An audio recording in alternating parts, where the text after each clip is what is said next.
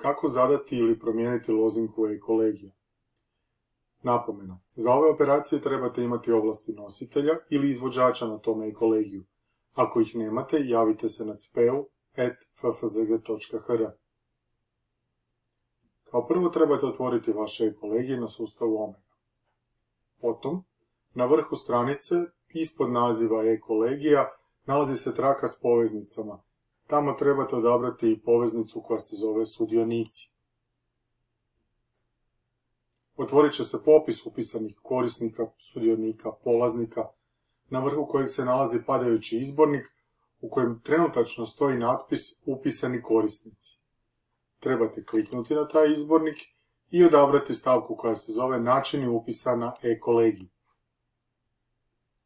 Potom, trebate u onom retku koji se zove Samostalni upis student, skroz na kraju, desno, kliknuti na ikonu zupčanika.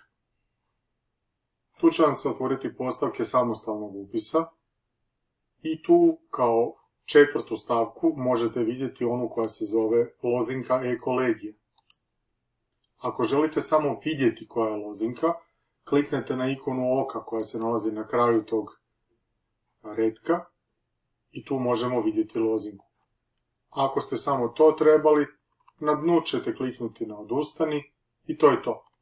No, ako želite promijeniti lozinku i staviti novu, kliknut ćemo unutar tog polja lozinka e-kolegija, upisat ćemo to što već želimo zadati kao lozinku e-kolegija. Ne mijenjajte ni jednu drugu postavku na tom prozoru. Bilo kakve druge izmjene će rezultirati automatskim i neželjenim ispisivanjem studenata, što je jedan od najčešćih razloga zašto nas nastavnici kontaktiraju, jer su im nestali studenti pod navodnicima.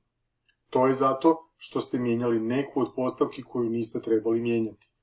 Znači, ako sam ovdje sada i promijenio lozinku e-kolegija, idem na dno, kliknem na pohrani promjene i to je to.